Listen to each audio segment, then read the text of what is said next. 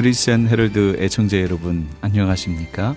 영혼의 쉼터 이 시간 진행의 정영철 인사드립니다.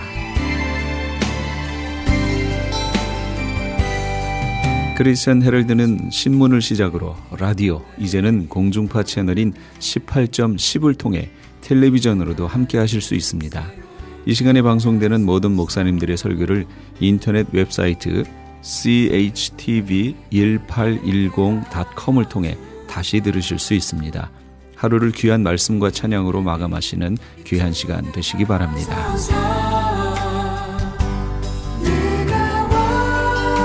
이 시간은 프레이즈교회의 주일 예배 말씀을 보내드립니다. 오늘은 정대철 목사님께서 누가복음 12장 35절에서 48절까지의 말씀을 본문으로 깨어 준비하라 란 제목의 하나님의 말씀 전해주시겠습니다. 많은 은혜 받으시기 바랍니다.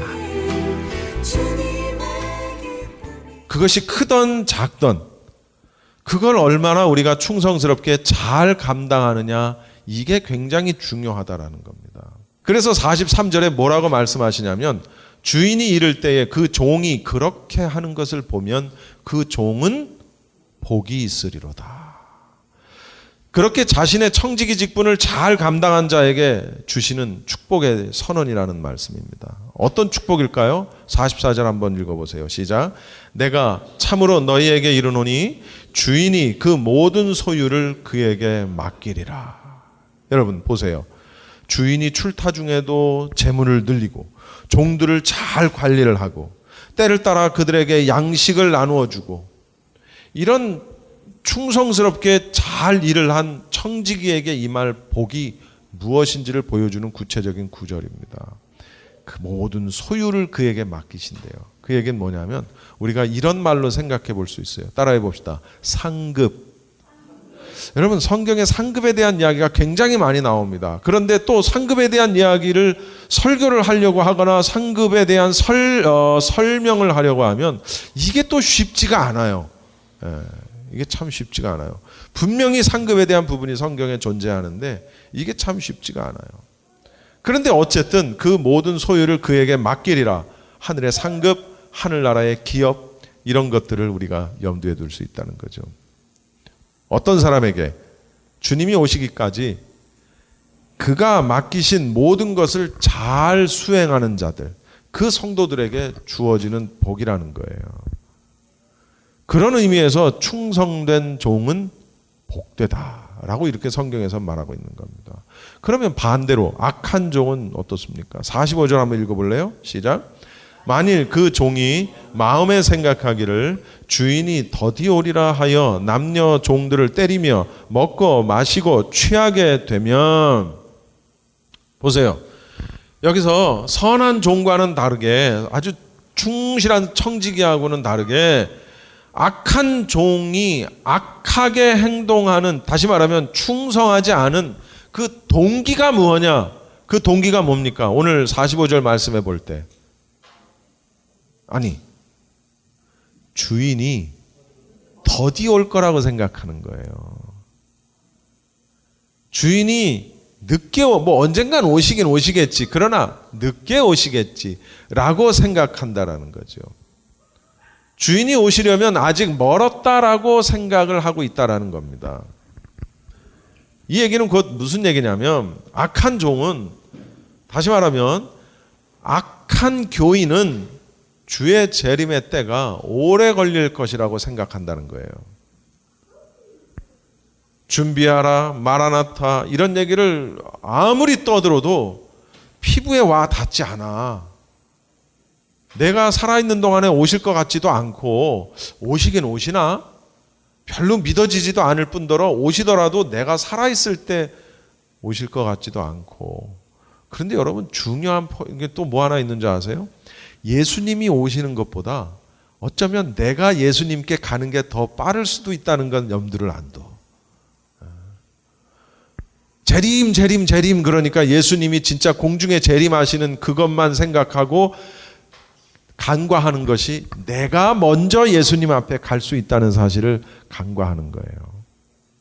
뭐 얘기하는 거예요? 내 생명이 끝날 수 있다는 거예요. 이 어리석은 자여, 오늘 밤 내가 내 영혼을 도로 찾으리니 네 준비한 것이 누구 것이 되겠느냐. 그 영혼을 도로 찾으시겠다는 얘기예요. 아주 멋지게 표현을 했지만 한마디로 얘기하면, 야, 오늘 밤 너 죽어. 오늘 밤 너 끝나는 거야.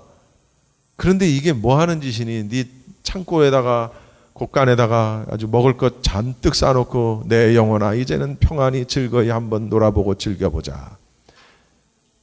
내가 하나님 앞에 먼저 갈 수도 있다는 걸 우리가 또한 놓쳐서는 안 된다는 거예요. 어쨌든 악한 교인은 내가 하나님 앞에 가는 시간이든 예수님이 나한테 오는 시간이든 이것이 아직도 멀었다라고 생각을 하고 그 주어진 시간을 내 자신을 위한 이기적인 목적을 위해 잘못 사용할 수 있다라는 거예요. 그게 악한 종이라는 거죠. 물론 여러분, 그건 특별한 사람들 빼고 대부분의 사람들은 내게 주어진 삶의 시간에서 정말 여러분 열심히 안 삽니까? 열심히 살아요. 성실하게 살아요. 내 가족을 부양하기 위해 정말 힘든 것도 참아내고 이겨내면서 살아요. 또 거기다가 남의 눈에 눈물 흘리지 않게 하면서 정말 착하게 잘 살아요. 예. 그런데요, 성경은 뭐라고 말씀하는지 압니까? 따라합시다. 믿음으로 하지 않은 것은 다 죄다. 여러분, 죄에 대한 개념을 다시 한번 생각해 볼 필요가 있죠. 나는 열심히 살았고요. 나는 성실히 살았고요. 나는 최선을 다해 살았고요. 난 남의 눈에 피눈물 나게 한 적도 없고요. 그런데 성경은 뭐라고 얘기하냐면 도둑질하고 남 때리고 살인하고 사기치고 간음하고 강간 이런 것만 했다고 해서 죄라고 말하지 않는다는 거예요. 믿음으로 하지 않은 것은 다 죄라는 거예요. 그 얘기는 내가 내 가족을 위해서, 내가 내 사업을 위해서, 내가 다른 사람을 위해서 열심히 뭔가를 했어도 그것이 믿음으로 하지 않은 것이면 죄라는 거예요. 그래서 신앙생활이라는 것은 시작할 때는 쉬워. 왜? 단순하니까. 요구하는 것도 적어요. 그래서 신앙생활은 시작할 땐 너무너무 쉬운데 갈수록 어려워지는 거예요. 신앙생활 제대로 해보신 분들은 이해하실 거예요. 이게 무슨 얘기인지. 제대로 하지 않으면 갈수록 어려워지지 않아. 처음이나 지금이나 10년 뒤나 20년 뒤나 똑같아. 처음에도 안 힘들었고 지금도 안 힘들어요. 그러면 여러분 신앙생활을 제대로 하는 게 아닐 가능성이 높습니다. 신앙생활은 갈수록 힘들어지고 어려워진다는 사실을 우리가 알아야 돼요. 하나님보다 더 높게 생각하고 하나님보다 더 사랑하고 하나님보다 더 소중하게 여기는 것이 있다면 그걸 다 뭐라 그랬어요? 네 글자로 시작. 따라합시다. 우상숭배. 분명히 얘기했어요. 하나님보다 더. 그것이 아무리 선한 것이든 착한 것이든 아주 세상적인 고귀한 가치를 가지고 있는 것이든 상관없이 그것이 하나님보다 더 사랑하는 것이고 더 소중한 것이고 더 높아지는 것이면은 다 우상숭배라는 거예요. 그렇기 때문에 우리가 준비를 한다는 게 그런 의미입니다. 내가 영적으로 살지 않고 이렇게 육적인 가치에 모든 포커스를 두고 내가 살았다면 나는 전혀 준비하지 않고 살았다는 거예요. 심지어 여러분이 한 번도 예배를 빠지지 않고 나왔다 할지라도 한 번도 11조를 걸러진 적이 없다 할지라도 그렇게 살았다는 얘기입니다. 그럼 그에 대한 결과는 어떻습니까? 46절 말씀을 읽어보십시오. 시작. 생각지 않은 날 알지 못하는 그 시각에 그 종이 주인이 이르러 엄히 때리고 신실하지 아니한 자의 받는 벌에 처하리니. 에이, 주인이 지금 오겠어? 아마 한 저때쯤 오실 거야. 지금 내 마음대로 좀 살다가 주인이 오실 때쯤 되면 잘하면 되지 뭐. 악한 종은요, 자기 자신이 주인이 돌아올 날을 스스로 예상하고 상정합니다. 아, 요때쯤일 거야. 그리고 자신의 종된 신분을 망각합니다. 종의 입장에서는 말이죠. 주인이 언젠가는 분명히 오신다는 사실을 명심해야 돼요. 그렇죠? 내일 오실 수 있고 오늘 밤에 오실 수도 있고 1년 뒤에 10년 뒤에 오실 수도 있겠지만 어쨌든 마치 오늘 밤에, 그래서 아까 제일 첫 번에 말씀드렸던 그 보나르라는 목사님처럼 주여 이 아침에 오시렵니까? 밤이 되면 주여 이 밤에 오시렵니까? 여러분, 그분은 1800년대 분이에요. 예수님 2000년대에도 아직 오시지 않았어요. 그런데 1800년대에 살던 그분이 억울해 하실까? 에이, 이렇게 늦게 오실 줄 알았으면 내가 그때 그렇게 살지 말걸 라고 후회하실까라는 거죠. 근데 예수님이 아직 재림은 안 하셨지만 그 보나르라는 목사님의 그 신앙적인 삶을 보시면서 너는 내 재림을 보지 않았지만 내 재림을 본 거와 마찬가지로 쳐주겠다. 왜? 늘 나를 기다렸고 깨어서 준비하며 기다렸기 때문에 내가 내 재림을 위해서 준비하고 기다렸고 깨어있던 것으로 쳐주겠다 라고 하시지 않았을까? 저는 그렇게 생각합니다. 생각지 않은 날 오는데, 주인이 오는데 그 다음 기다리지 않았던 악한 종들에게는 어떻게 한다고요? 따라합시다. 어미 때린다. 어미 때린다. 이 말로는 그 느낌이 살지를 않아. 여러분 엄하게 때리신다라는 표현인데 이게 원어의 뜻이 뭔지 아십니까? 정확하게 원어를 우리말로 번역을 하면 뭔지 아세요? 여러분, 끔찍한 거예요. 2 조각을 내겠다. 찢어버리겠다는 거예요. 그렇게 기다리지 않고 지멋대로 살면서 문을 열어주지 않았던 종은 주인이 와서 그 종을 찢어버리겠다는 얘기입니다. 2 조각을 내겠다는. 그러니까 어미 때리고 이거 가지고는 그 뉘앙스가 안 살죠. 근데 번역을 또 그렇게 주인이 와서 2 조각으로 찢어버리고 이렇게 번역을 하면 또 좀 너무 그렇잖아. 근데 성경에는 그렇게 끔찍한 말들이 많아요. 근데 우리말로 좀 순화해가지고 번역을 한 경우가 많아. 이 어미 때리고가 그 말이에요. 어마어마한 형벌을 가하겠다라는 거예요. 이것이 악한 종, 악한 청지기에게 내려진 벌이라는 사실 우리가 알아야 돼요. 그런데요, 여러분, 2 종류의 신자가 있습니다. 47절 말씀을 한번 읽어보세요. 우리 히터 좀 꺼주시고 47절 말씀을 한번 읽어보시면, 자, 시작. 주인의 뜻을 알고도 준비하지 아니하고 그 뜻대로 행하지 아니한 종은 많이 맞을 것이요. 보세요. 성경에는 분명히 하늘에서 받을 상급에 대한 등급이 있다고 제가 말씀을 드렸는데 오늘 이 말씀을 보니까 받을 형벌에도 등급이 있다는 사실을 우리 깨달을 수 있죠. 똑같이 맞는 게 아니라는 거예요. 더 많이 맞을 사람들이 있다라는 거예요. 누가? 알고 지은 죄. 이것이 죄인 줄 알면서도 지은 죄. 주인의 뜻을 알고서도 준비하지 아니한 자. 하나님의 뜻을 알면서도 그 뜻대로 행하지 아니한 자. 어떻게 한다고요? 그런 자들은 더 많이 맞을 거래요. 그러면 반대로 48절 끝절 시작. 알지 못하고 맞을 일을 행한 종은 적게 맞으리라. 무릇 많이 받은 자에게는 많이 요구할 것이요 많이 맡은 자에게는 많이 달라 할 것이니라. 자, 여러분 보세요. 이건 굉장히 중요해요. 알고 짓는 죄와 모르고 짓는 죄의 결과입니다. 자, 보세요. 여러분, 일반 형법에서도요, 일반 세상적인 형법에서도 이 사람이 저 사람을 죽일 의도를 가지고 죽였느냐와 우발적으로 죽였느냐는 천지 차이입니다. 죽인 결과는 똑같아요. 그렇잖아요. 한 사람의 생명을 내 손으로 끊는다는 것이 얼마나 무서운 죄입니까? 근데 내가 저놈을 이렇게 해서 죽여야지 하고 계획을 다 짜놔. 그리고 그 계획대로 실행을 해가지고 그를 죽였어. 이거하고 나는 죽일 의도가 없었어. 그런데 말다툼을 하다가 막 몸싸움을 하다가 어떻게 밀었는데 이게 넘어지면서 머리를 부딪혀서 죽었네?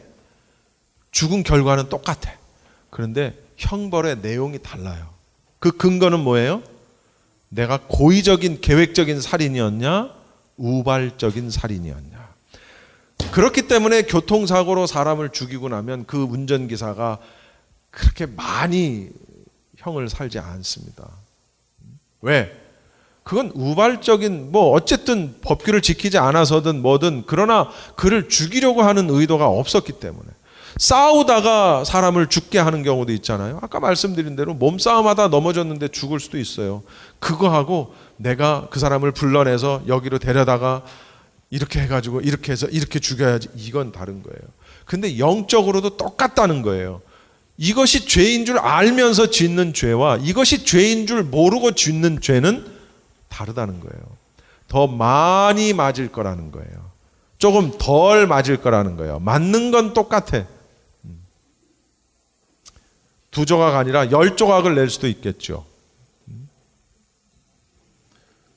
그러니까 굉장히 중요하고, 또 많이 맡은 자, 그러니까 사실은 뭔가를 많이 잘한다는 건 사실 좋은 건 아닌 것 같아. 그러나 여러분이 가지고 있는 재능, 재물,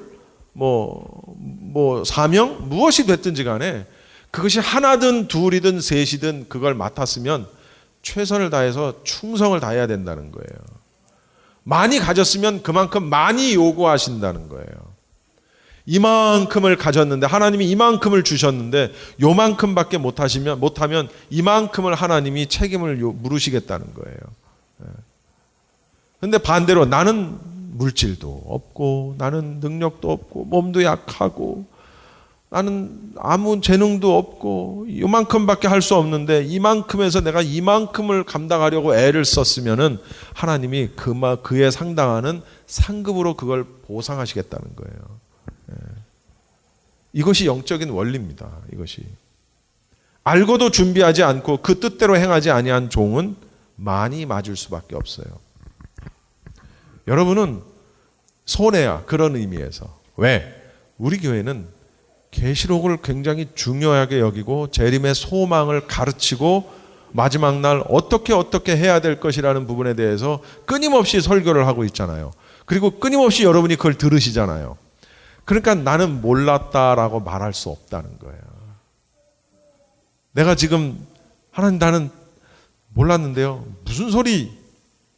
몇 년 몇 월 며칠에 대목사가 영목사가 설교했잖아. 너 분명히 그때 듣고 아멘 했잖아. 근데 몰랐다니 말이 돼? 기억이 안 납니다. 왜 청문회야? 어? 맨날 물어보면 기억이 안 난대. 모르거나 기억이 안 나거나. 그러니까 이 정치하는 사람들은 다 바보들만 다 앉혀놨나 봐. 모르지 않으면 기억이 안 나. 이거 뭔 참. 근데 이 다음에 우리는 심판대 앞에서 난 몰랐어요. 나는 기억이 안 나요. 난 배우지 않았어요. 이렇게 못한다는 거예요. 왜? 우리가 끊임없이 그거 지금 얘기하고 있잖아요. 그런데 어떤 분은 잘 따라오는 분이 있는가 하면 어떤 분은 그렇게 잘 따라오지 못하는 분이 계신다는 거예요. 그런데 그분들에게 하나님이 더 크게 책망하시겠다는 거예요. 알고도 하지 않았으니까. 여러분, 이건 무서운 겁니다. 이건 제가 가장 무서운 거고 제가 가장 무서워해야 할, 주의 종들이 가장 무서워해야 할 말씀이고, 그다음 평신도 여러분들도 마찬가지라는 거예요. 말씀의 결론입니다. 그러면 준비. 깨어서 준비하라. 어떻게 준비를 해야 되는 거예요, 도대체? 은행에 무슨 돈을 모아두는 것처럼 하는 것도 아니고 어떻게 준비해야 되는 거예요? 첫 번째, 따라해 봅시다. 철저하게 예배자의 삶을 살아라. 여러분, 예배자의 삶을 산다는 것은 여러 가지 의미가 있지만 여러분, 주일 예배도 거르지 마세요. 주의 이름으로 여러분에게 권면합니다. 주일 예배도 거르지 마십시오. 단 생명이 달린 문제가 발생했을 때 빼고는, 생명이 달린 문제가 아닌 이상은 그 어떤 것보다도 이 세상에서 예배보다 더 중요하게 여겨지고 우선시 되어지는 것은 있을 수 없어요. 우상 숭배예요, 여러분. 예배 거르지 마세요. 또 더 중요한 건 뭐냐면 따라합시다. 삶이 예배여야 한다. 삶이 예배여야 해요. 무슨 얘기냐? 여기서 지금 여러분이 찬송하고 기도하고 말씀 듣고 헌금하고 이것만이 예배가 아니라 이렇게 정말 거룩하게 앉아있는 이 모습이 우리의 삶 속에도 그대로 투영돼야 된다는 거예요. 구원받은 자처럼 살아야 된다는 거예요. 할렐루야. 여러분, 믿음으로 구원을 약속받았으면 삶으로 그 약속을 지켜내야 된다는 사실입니다. 따라합시다. 못 받았으면 받고, 받았으면 지키자. 뭐를? 내가 이거 한국에 지난번에 휴가 가서 제가 제 동기 교회에 가서 설교하면서 이거 얘기했더니 뭘까요? 그랬더니 다 이렇게 얘기하더라고. 은혜요. 그러더라고. 생각해 보니까 그것도 맞는 얘기야. 은혜도 맞는 얘기긴 해. 난 구원 그럴 줄 알았는데 은혜요. 그래서 이게 다르구나. 그래서 제가 은혜도 맞지만 제가 말하고 싶은 얘기는 구원입니다 라고 얘기했어요. 여러분, 구원을 약속받지 못하셨으면 구원을 약속받으셔야 돼요. 다시 말하면 구원 받으셔야 돼요. 그런데 내가 구원을 받았다라는 확신이 나에게 있습니까? 그러면 그걸 지켜야 된다는 사실을 명심하시기 바랍니다. 믿음으로 구원을 받았으면 어떻게 살아도 되는가? 그렇지 않다는 거예요. 그 다음 두 번째, 기도의 생활화.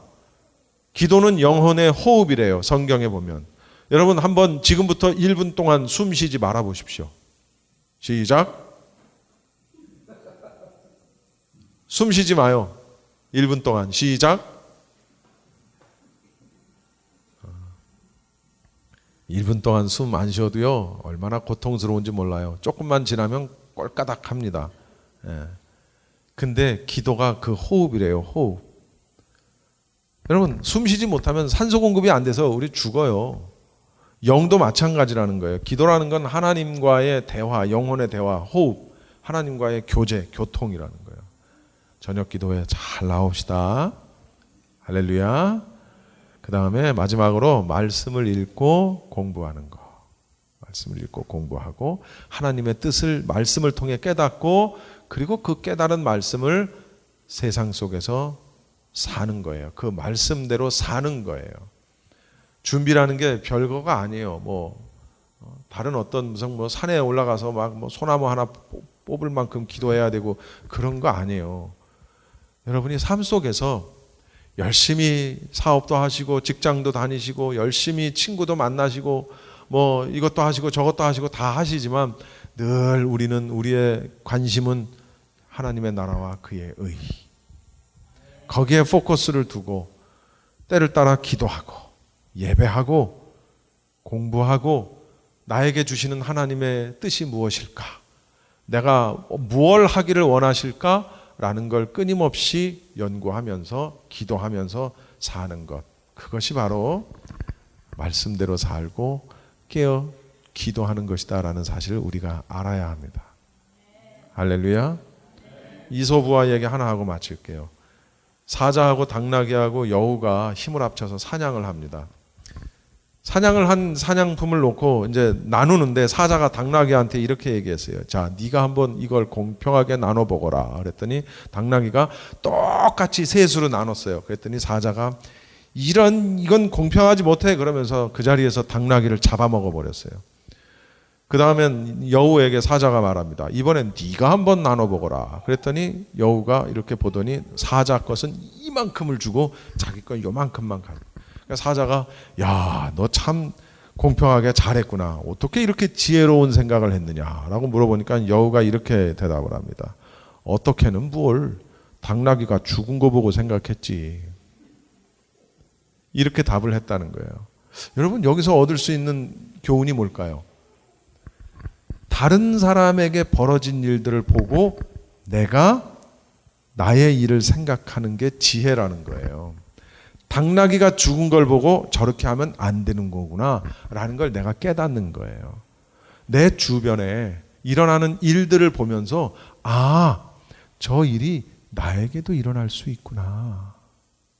지난주까지 저기 앉아서 우리와 함께 예배를 드렸는데 다음 주부터는 저 자리에 그분이 없구나. 근데 그게 그분만의 일이 아니고 그 일이 나에게도 일어날 수 있다는 걸 깨닫는 게 지혜라는 거예요. 무슨 얘기인지 아십니까? 주변에 일어나는 일들을 보면서 내 일로 삼고 오늘 말씀에 주어진 대로 준비하라. 생각지 않은 날 인자가 오리라. 그 생각지 않은 날이 오늘일 수도 있는 거고 내일일 수도 있는 거고 10년 뒤일 수도 있는 거고. 깨어 기도합시다. 할렐루야. 기도하겠습니다. 지금까지 LA 한인타운에 있는 프레이즈 교회의 정대철 목사님께서 하나님의 말씀 전해주셨습니다. 프레이즈 교회에서는 오는 2월 18일 토요일에 요한계시록 세미나를 개최하며 그 다음 날인 2월 19일부터 5월 21일까지 매주 토요일과 주일에 요한계시록 강해를 시작합니다. 하나님의 말씀의 결론인 계시록을 통해 이 마지막 시대를 향하신 하나님의 뜻을 함께 고민하고 깨닫는 시간이 되시기 바랍니다. 프레이즈 교회의 위치는 2668 웨스트 피커 블루버드, 피커와 켄모어가 만나는 곳에 있으며 좀 더 자세한 사항을 알기 원하시는 분은 전화 213-700-9833 213지역 700-9833번으로 문의하시기 바랍니다. 유태인이 만든 특수 영양제 M3 들어보셨어요? 곡식의 눈, 과일씨, 껍질, 약초의 뿌리로 만든 특수 영양제 M3. 혈압, 당뇨, 아토피, 천식, 비만 등 무슨 병이든 큰 효과를 주는 신비의 영양제 M3. 서울대학병원 7곳, 고려대학병원 2곳에 입점되어 더욱 믿을 수 있는 M3의 효능. 213-435-9600, 213-435-9600 M3 정직한 마음으로 권해드립니다. LA 한인타운에 있는 프레이즈 교회에서 오는 2월 18일 토요일 제3차 요한계시록 세미나를 개최합니다. 구약의 절기를 통해 본 예수님의 초림과 재림의 사건, 구약 파노라마를 통해 본 예수님의 재림 때에 일어날 일들, 7년 대환란, 적그리스도는 누구인가, 휴거는 언제 일어나는가, 베리칩은 짐승표인가, 그리고 한 번 구원은 영원한 구원인가 등 계시록의 핵심 키워드를 중심으로 세미나가 진행됩니다. 세미나 등록비는 교재와 점심 식대비로 10불이며 목사님을 비롯한 목회자는 등록비가 없습니다. 계시록의 말씀을 배우길 원하시는 성도님들은 2월 18일 토요일 오전 10시까지 2668 웨스트 피코 블러버드 LA 한인타운 피코와 캔모어가 만나는 곳에 있는 프레이즈 교회로 오시거나 전화 213-700-9833 213지역 700-9833번으로 문의하시기 바랍니다.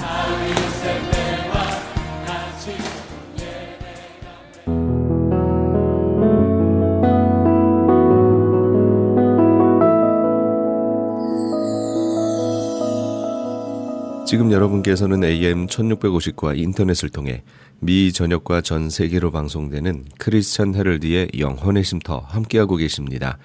방송 시간과 설교 편성표는 크리스찬 헤럴드 신문 주간 편성표나 홈페이지 chtv1810.com에서 확인하실 수 있습니다. 계속해서 코너스톤 교회 이종용 목사님께서 디모데후서 1장 3절에서 8절까지의 말씀을 본문으로 이 믿음은 이란 제목의 하나님의 말씀 전해주시겠습니다. 많은 은혜 받으시기 바랍니다. 디모데 가정의 믿음의 일대는 누구예요? 외할머니 로이스죠. 외할머니 로이스. 로이스라는 뜻은 기쁨을 주는 이런 뜻입니다. 더 좋은 이런 뜻입니다. 우리 홍성배 전사의 딸이 로이스예요. 이런 뜻입니다. 그리고 그 외할머니의 신앙으로부터 믿음이 전수되어 이제 이대가 있어요. 어머니 윤희계에게 그 유산이, 신앙의 유산이 이제 전달이 됩니다. 그 윤희계라는 뜻은 유명한 정복자 이런 뜻입니다. 정복의 우물 이런 뜻이 있습니다. 그리고 그 믿음이 이제 손자 디모데에게 이어지게 되는 것을 볼 수가 있습니다. 여러분들, 이 바울이 디모데에게 보낸 디모데전서, 디모데후서는 목회 서신으로 정말 목회자들이 가장 귀히 여기는 서신 중에 하나가 바로 이 말씀이죠. 이 성경에 보면 교회에 어떤 문제가 생겼을 때 사도 바울은 디모데를 거기에 보냅니다. 그래서 그 문제를 해결하도록, 사역을 하도록 이렇게 보냅니다. 이 말은 뭐예요? 바울이 디모데를 너무 믿었다는 거죠. 신뢰했다는 거죠. 사랑했다는 거죠. 예. 바울은 디모데를 충성된 주님의 일꾼으로 인정했다는 거예요. 동역자로 인정했습니다. 그리고 영적인 아들로 인정한 것이죠. 그래서 바울은 디모데전서 1장 2절에 보면 믿음 안에서 참 아들 된 나의 아들 디모데에게 편지한다, 이렇게 말하고 있습니다. 디모데후서 1장 2절에 보면 사랑하는 나의 아들 디모데야, 이렇게 말하고 있습니다. 여러분들, 이렇게 디모데가 이런 말을, 이런 인정을, 신뢰를 바울로부터 받습니다. 주위 사람들로 받습니다. 이것이 바로 디모데의 노력만일까요? 예. 디모데의 어떤 힘만으로 된 것일까요? 아니죠. 아니라고 본문에서 말씀하는 거예요. 내가 이렇게 훌륭한 하나님의 사람이 된 것은 먼저는 하나님의 은혜다, 이렇게 성경에서 오늘 말하고 있어요. 그리고 두 번째는 믿음의 어머니 유니게로 말미암은 것이다, 이렇게 오늘 말씀하고 있는 것입니다. 어머니 유니게가 디모데를 하나님의 말씀을 잘 가르쳤다는 것입니다. 어머니 유니게는 외할머니 로이스를 통해서 신앙교육을 잘 받아서 3대에 걸쳐서 내려온 신앙의 유산으로 인한 것이라고 오늘 얘기하는 거죠. 여러분들의 재산입니다. 상속입니다. 사도행전 16장 1절에 보면 바울이 더베와 루스드라에도 이름에 거기 디모데라 하는 제자가 있으니 그 어머니는 믿는 유대 여자요 아버지는 헬라인이라. 자, 앤드류 형제, 다시 한번 읽을 테니까 거기서 뭐가 팍 뚫어놓은지 한번 속으로, 난 질문 오면 속으로 답해요. 자, 바울이 더베와 루스드라에도 이름에 거기 디모데라 하는 제자가 있으니 그 어머니는 믿는 유대 여자요 아버지는 헬라인이라. 아버지는 헬라인이라. 예. 자, 제가 여기서 함정을 얘기하는 것입니다. 이상하게 많은 사람들이 이 말씀을 읽을 때 저에게 질문을 합니다. 어떻게 그의 아버지가 헬라인이죠? 왜 아버지 이름이 한 분밖에 안 나오죠? 그 아버지는 뭐를 하던 사람이죠? 이혼했나요? 먼저 죽었나요? 나도 모르지. 한 번밖에 안 나오는데 내가 어떻게 알아, 거기에. 제가 지금 무슨 얘기를 하느냐면요, 이상하게 이 말씀을 읽으면 아버지는 헬라인이라 요게 탁 들어와요, 잘못하면. 그러면 함정에 빠진 거예요. 아버지에 대해서 여기 한 번 나오고 끝나면 그거로 끝나면 돼요. 그의 아버지는 이방인 헬라인이었구나, 이거로 끝나면 되는 거예요. 근데 우리는 성경 읽다 보면 함정에 빠져요. 뭐예요? 헬라인? 헬라인? 다른 건 생각이 안 나요. 예, 거기 빠지지 말라는 거예요. 왜냐하면 그건 몰라도 되는 거거든요. 여러분들, 우리가 무슨 이야기를 하다 보면, 성경을 읽다 보면 거기에서 참 진리를, 하나님의 뜻을 찾고 깨달으려 하는 것이 아니라 디모데 아버지가 헬라인이야? 그 누구지? 직업이 뭐지? 사업을 했나? 일찍 죽었나? 이런 생각을 해요. 무엇을 했었을까? 이혼했나? 죽었을까? 이런 데만 관심을 가지게 될 수 있어요. 그러면 주위 사람들까지 힘들어요. 제가 이 질문을 아마 100번 이상 받은 것 같아요. 그동안 수십 년 목회하는 가운데. 그런데 그것은 굉장히 문제죠. 그렇게 할 때 주님이 말씀하시려는 참 뜻을 꼭 알아야 되는 것을 놓치는 경우가 너무나 많죠. 이 말씀을 주실 때 거기서 주시려고 하는 메시지가 있는 거예요. 메시지를 잃어버리게 되는 거죠. 여기서 주님이 말씀하시기를 원하시는 것은 뭐예요? 디모데예요. 어머니 유니게예요. 어머니 유니게는 아들 디모데를 믿음으로 잘 양육했다, 이것을 알려주시길 원하는 거예요. 네. 신앙으로 아들을 잘 양육했어요. 하나님을 잘 경외하도록 양육한 거예요. 말씀대로 양육이 되어 성장한 하나님의 사람이 바로 또 디모데예요. 이것을 알기를 원하시는 거죠. 그런데 헬라인 아버지의 함정에 빠져서 허우적거리면 끝나는 거죠. 어머니 믿음으로 자녀를 양육한 열매들이 성경에 너무나 많이 나와요. 사무엘의 어머니, 사무엘 선지자의 어머니 하나, 침례 요한의 어머니 엘리사, 모세의 어머니, 인류 역사에, 기독교 역사에 큰 일을 한 분들은 다 어머니의 영향을 받은 것을 성경을 통해서 우리는 볼 수가 있어요. 존 웨슬레도 마찬가지입니다. 존 웨슬레는요, 극한 가난한 집안에서 태어났어요. 존 웨슬레 어머니가 19명을 남매를 낳았어요. 19명. 그렇게 가난했을 때 19명을 낳은 거예요. 그 가난한 집에서 그 아들들을, 그럼에도 불구하고 그 어머니는 믿음으로 잘 키워서 세계적인 인물이 2명이 나와요. 존 웨슬레, 찰스 웨슬레. 이 2명이나 나옵니다. 감리교회 창시자가 되는 거죠. 에브라임 링컨도 마찬가지입니다. 얼마나 가난했어요. 학교도 못 갔어요. 그런 집안이었어요. 그런데 어머니의 믿음의 유산을 받아서 에브라임 링컨도 그렇게 귀하게 사용을 받았던 거예요. 돈만이 다가 아니에요. 돈만이 다가 아니에요. 여러분들, 성경을 보고 역사를 보면 어머니예요. 어머니. 락펠러도 마찬가지예요. 락펠러가 사업을 할 때 얼마나 공격을 많이 받았어요. 얼마나 나쁜 짓 많이 했어요. 그런데 왜 어느 날 하나님의 시간에 하나님의 장소에서 그가 회개하고 정말 우리의 올해의 그 띠임 요엘서 2장 12절 말씀 그대로 13절 말씀 그대로 옷을 찢지 않고 마음을 찢고 너희 하나님 여호와께로 록펠러가 왜 돌아왔어요? 그래서 그 남은 삶을 왜 그렇게 고귀한 삶을 살았을까요? 어머니였어요. 어머니. 여러분들, 어려서부터 8살 때부터 록펠러에게 어머니는 하나님께 드리는 훈련을 시켰대요. 온전한 10의 1조. 이게 굉장히 중요해요. 제가 이 설교를 잘 안 하는데 온전한 10의 1조는 너무나 중요해요. 이게 믿음의 척도예요. 하나님의 명령이에요. 주님의 일을 그거 가지고 하는 거죠. 우리는. 하나님 그 돈을 쓰시는 거죠. 하나님이 것이지만 이걸 가르친 거예요. 그래서 그가 교회를 많이 세웠어요. 그리고 대학교, 시카고 대학도 록펠러가 세운 거죠. 굉장히 많은 걸 세웠어요. 나중에 너는 하나님을 아버지로 믿어라. 너의 아버지는 하나님이시다 라는 걸 가르쳤어요. 주의 종을 존경하라고 가르쳤어요. 이 얘기는 여러분들이 저를 존경하라고 하기 위해서 하는 거 아니에요. 왜 그럴까요? 주님의 종을 존경하지 않으면 그가 전하는 말씀을 받을 수가 없어요. 여러분들이 저를 존경하지 않으면 지금 제가 전하는 말씀, 이 하나님의 말씀을 여러분들이 못 받아요. 저를 무시하면 말씀도 무시해요. 저에게 시험 들면 말씀이 튕겨요. 그러면 여러분들 손해죠. 그래서 갈라디아서 6장 9절에 보면 너를 가르치는 자를 배나 존경하라. 이 얘기는 너를 위해라 이 소리예요. 목사가 하나님 말씀을 전하는데 그 목사를 존중하고 존경하고 사랑하지 않으면 그 하나님의 말씀이 나에게 안 들리는 거예요. 나를 위해서 그렇게 되는 거예요. 이걸 가르치는 거예요. 잘못하면 너무 성도들이 목사를 존경하면 목사가 타락해요. 잘못하면. 그건 목사의 문제죠. 그럴 때 정말 무릎을 꿇고 기도하고 감사하고 회개하고 더 겸손해야 되겠죠. 그러나 여러분들은 주 안에서 저를 존경해야 돼요. 그래야 여러분들이 성장하기 때문에 그런 거예요. 이걸 가르친 거예요. 예배 시간에 앞자리에 앉아라. 이걸 가르쳤어요. 그래서 오늘부터 성가대가 앞자리에 앉는 거예요. 이 시대에 록펠러가 되게 하기 위해서. 예배 시간에 앞자리에 앉는 거 굉장히 중요해요. 그 다음에 이걸 기가 막히도록 기가 멍멍하도록 8살 때부터 계속 외쳤는데 안 들어왔어. 록펠러가. 그런데 어느 날 어머님이 외쳤던 그 말씀이 들렸어요. 어느 날 들렸어요. 그러면서 옷을 찢지 않고 이제 마음을 찢고 울며 콧물 흘며 탕자처럼 돌아온 탕자처럼 주님께 돌아왔어.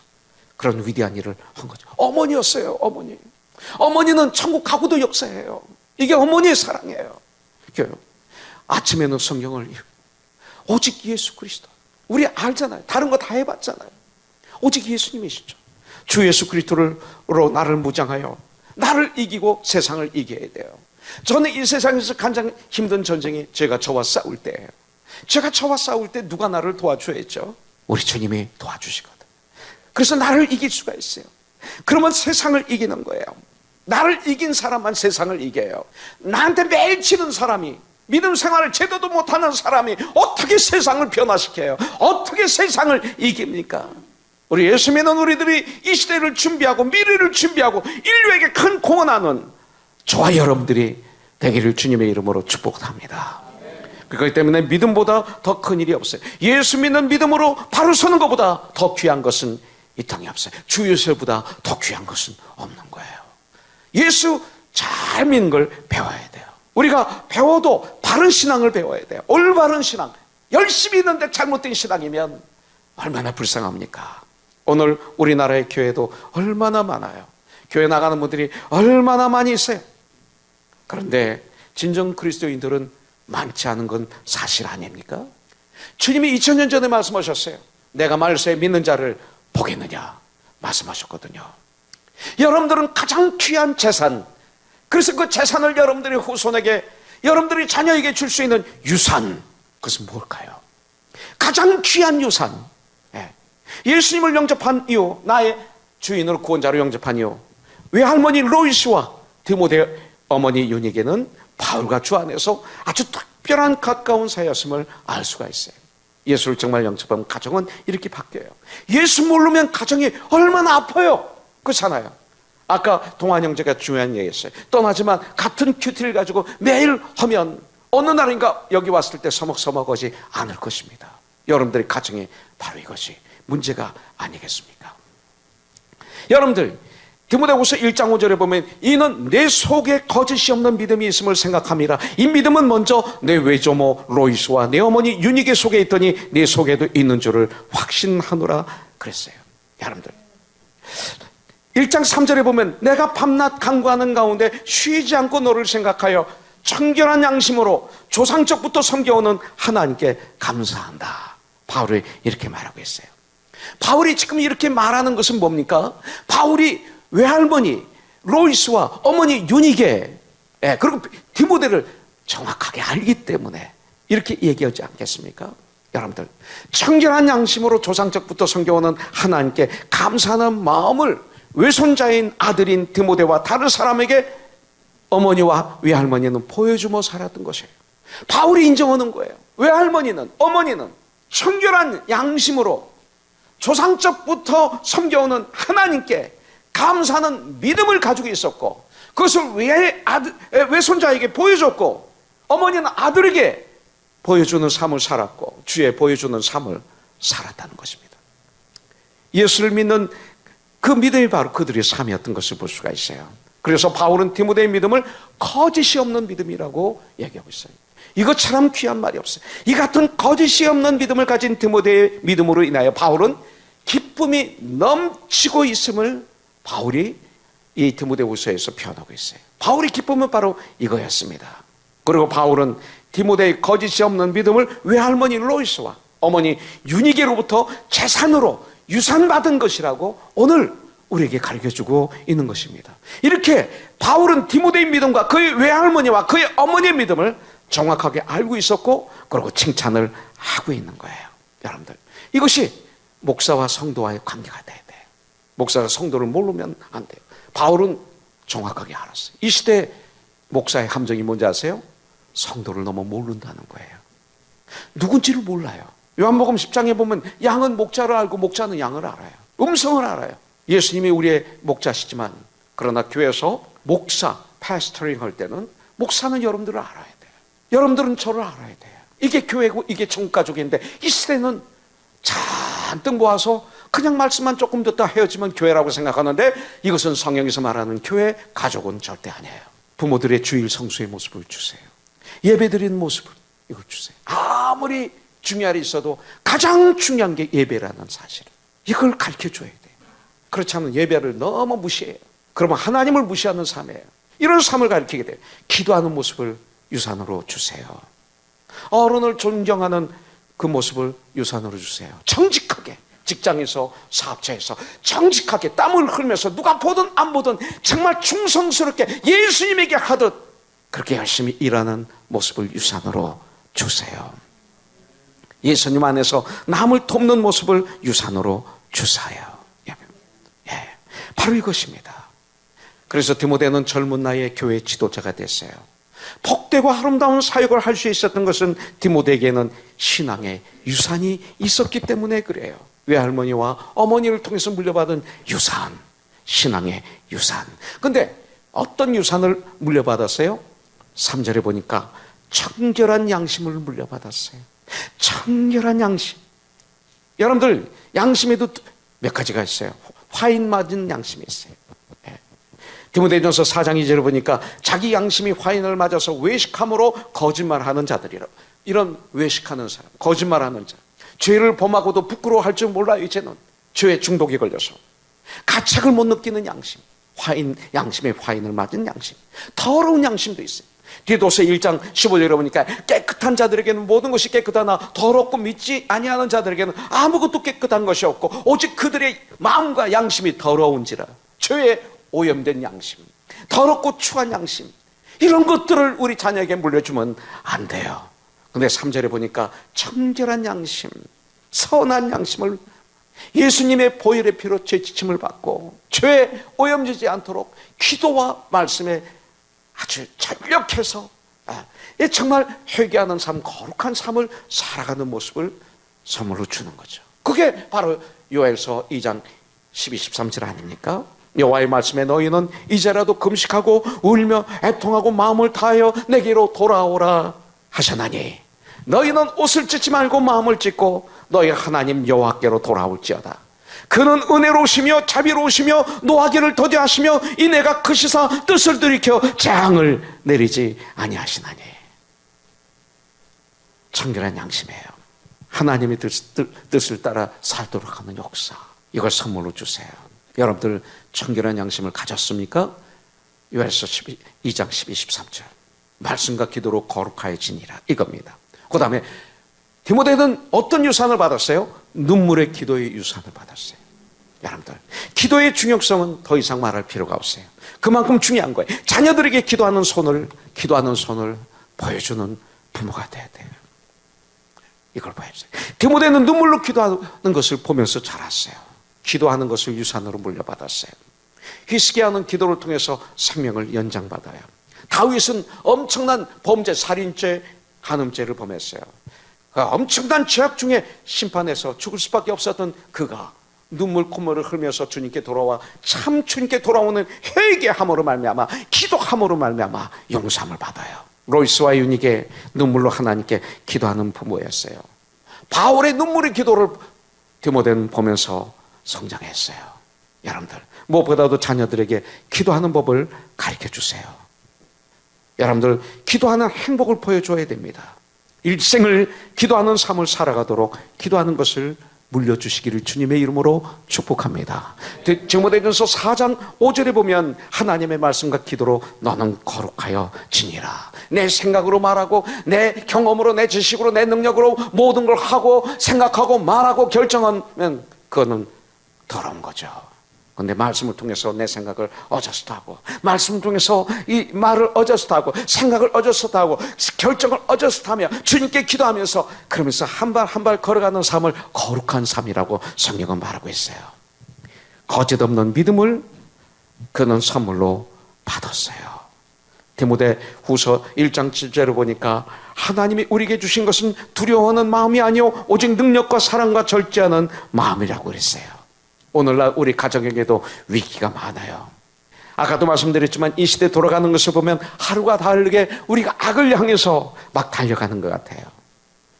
이제 세상은 음악을 통해서, 체육을 통해서, 그리고 영화를 통해서, 드라마를 통해서, 심지어 학교 교육을 통해서 우리들의 자녀들의 생각을, 그리고 정신을, 미래를 도둑질하고 있어요. 그거 아셔야 돼요. 오직 교회만이 소망이 있어요. 이거 아셔야 돼요. 다른 데 소망이 없어요. 정말이에요, 여러분들. 도둑질하고 있어요. 도둑질하고 있어요. 아주 무섭게 깨어 있어야 돼요, 우리가.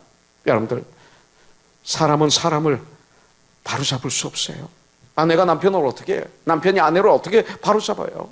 여러분들, 모든 사람은 하나님께 속해 있기 때문에 하나님이 우리의 아버지심을 발견하기 전에는, 하나님이 나의 아버지심을 믿기 전에는, 예수님을 진정 나의 주인으로, 나의 구원자로 그 믿고 모셔드리기 전에는 인간들의 병들, 그 정신적인 병들, 영적인 병들, 삶의 병들을 누구도 고칠 수 없어요. 오직 예수만이 가능합니다. 예수의 이름으로 바른 신앙을 가르치세요.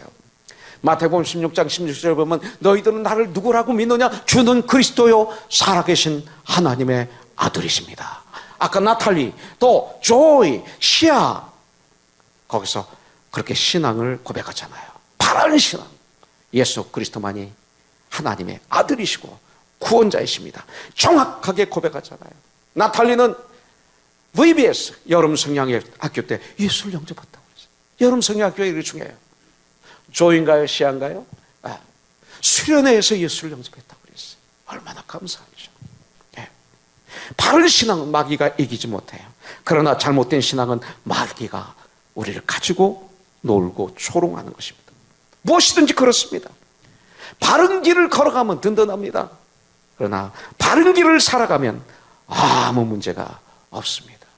여러분들, 되는 대로 살아가면 모두가 웃고 그러고 우리는 승리할 수가 없습니다. 여러분들 잠언서 1장 7절에 보면 여호와를 경외하는 것이 지식의 근본이거늘 지식의 출발이거늘 미련한 자는 지혜와 훈계를 멸시하느니라. 하나님의 말씀을 멸시하느니라. 바른 신앙을 가지고 있을 때 여러분들 이것은 지식의 근본이 되고 힘이 되고 능력이 되는 거죠. 오늘 앤드류 형제가 말씀을 잘 들어줘서 고마워요. 항상 잘 듣지만 오늘은 더 잘 듣네 보니까 이게 느끼게 돼. 여기 있으면 보여요. 자는 사람이 보이고 스마트폰 보는 게 보이고 다른 생각하는 게 보이고 다른 생각할 때 그 얼굴은 멍해요. 다 보여요. 그러고 분도 이렇게 사는 거예요. 이게 듣는 거예요. F24 듣고 있는 거예요. 다른 생각하는 분은 보는데 눈이 멍청해. 그러면 왜 질랄라? 그럼 답답해.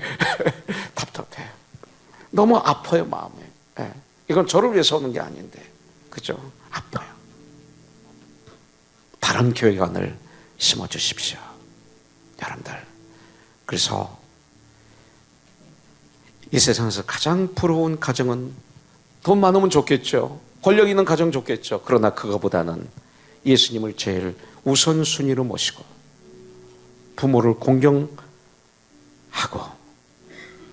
형제 우애가 넘치는 가운데 화목하게 살아가는 가정이 가장 아름다운 가정이에요. 그러나 예수님 때문에 전쟁해야 될 때가 있어요. 그것도 아름다운 가정이에요.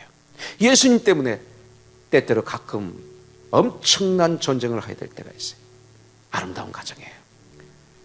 디모데전서에서 말했죠. 형제 교회에서 죄를 졌을 때 모든 사람이 보는 앞에서 심히 책망해서 다시는 그 죄를 짓지 않게 하고 주의로 경성하게 하라. 그러나 또 그 다음에 보니까 형제의 죄에 간섭하지 말라. 죄 짓지 말라. 이런 건 간섭하면 안 돼요. 가정에 전쟁이 있어요. 영적인 전쟁. 겉만 보면 잘못하면 위험해요. 그 안에 엄청난 성경에 근거한 영적인 전쟁이 있을 때 그 전쟁을 하는 거예요. 사람들에게 잘 보이기 위해서 큰 척하고 아름다운 척하고 이것이 강조한 거지. 이 전쟁이 굉장히 중요해요.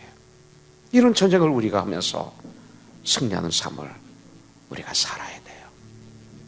8절에 보니까 그러므로 너는 내가 우리 주를 증언함과 또는 주를 위하여 갇힌 자 된 나를 부끄러워하지 말고 오직 하나님의 능력을 따라 복음과 함께 고난을 받으라. 이거예요. 복음으로 고난을 받으세요. 죄로 고난받지 마세요. 복음으로, 예수님으로. 주님을 하다가 받는 고난 좋아요. 베드로전서 4장 16절에 보니까 내가 그리스도인으로서 고난을 받을 때 부끄러워하지 말고 오히려 하나님께 영광을 올려드려라. 얼마나 귀한지 몰라요.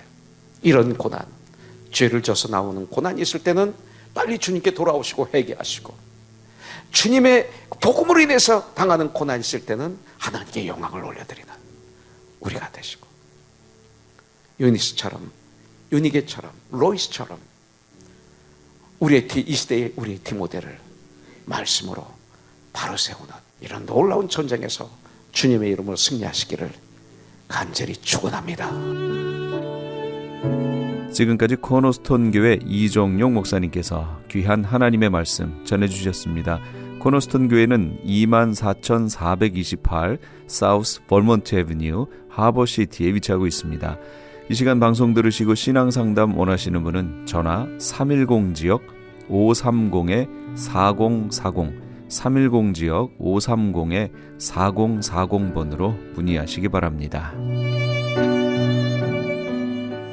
아니 당신 미장원 다녀왔어? 헤어스타일이 확 바뀌었네. 홈쇼핑 월드 차홍 고데기로 마술을 부렸지. 홈쇼핑 월드 차홍 고데기. 차홍 허니앤비 샴푸로 머리 감으면서 차홍 헤어두피 마사지를 쓰면 머릿결이 너무너무 부드러워지고 한 움큼씩 빠지던 머리카락도 눈에 띄게 덜 빠져. 차홍 고데기 너무 좋아. 그럼 그 웨이브 머리도 당연하죠. 3, 4분이면 이렇게 풍성한 웨이브 머리를 만들 수 있다고요. 너무 이쁘다. 어디서 샀어? 홈쇼핑 월드. 가격 만족, 품질 만족, 행복한 쇼핑. 활가와 웨스턴 홈쇼핑 월드. TV 18.10에서 추억의 한국 영화를 방송합니다. 미워도 다시 한번, 맨발의 청춘, 돌아오지 않는 해병, 고래사냥, 고교 얄개, 저 높은 곳을 향하여 등 주옥 같은 영화들이 여러분의 안방을 찾아갑니다. 학창시절 선생님 몰래 가슴 조이며 친구들과 함께 보았던 감동의 영화들을 TV 18.10에서 아련한 향수와 함께 여러분을 추억의 세계로 모십니다.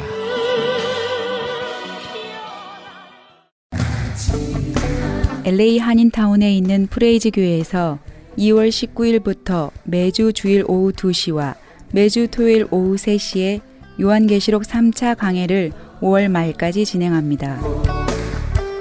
구약 절기 속에 나타난 예수님의 초림과 특별히 재림의 때에는 어떠한 일이 일어나는가? 이방 교회와 대체 신학으로 인해 가려진 이스라엘과는 어떠한 관계에 있는가? 우리가 왜 이스라엘을 알아야 하는가? 이스라엘을 통해 약속하신 하나님의 시간표는 어떻게 되는가 등 마지막 때를 사는 우리들이 지켜보고 준비해야 하는 것들이 무엇이 있는지를 함께 고민하고 나누는 시간이 될 것입니다. 특별히 매주 토요일 강해는 목회자들을 중심으로 진행되어 깊은 은혜의 시간이 될 것입니다. 요한계시록 강해를 듣기 원하시는 성도님들은 2668 웨스트 피코 블러버드, 피코와 캔모어가 만나는 곳에 있는 프레이즈 교회로 오시거나 전화 213-700-9833, 213지역 700-9833번으로 문의하시기 바랍니다.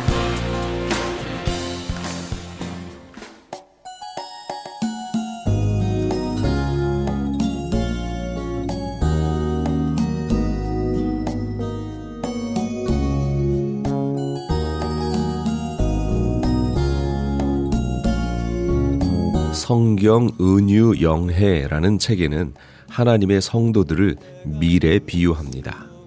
밀은 다른 곡식과는 달리 가장 추운 겨울도 살아남는 것처럼 신실한 성도들은 큰 시련도 감당해낸다라는 의미겠지요.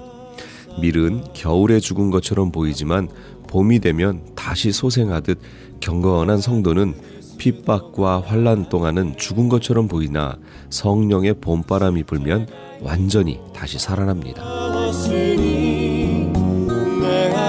그러므로 밀 되신 우리 하나님의 성도 여러분, 지금 인생의 가장 추운 겨울철을 지나고 계신가요? 조금만 그 인생의 추위를 견디시면 분명히 인생의 봄바람이 불어올 겁니다.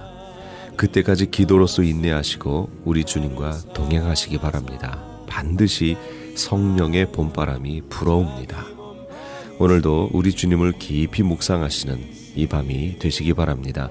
지금까지 크리스천 헤럴드 방송에서 보내드린 영혼의 쉼터의 정영철 목사였습니다. 고맙습니다. 믿음 안에 사는 것이다.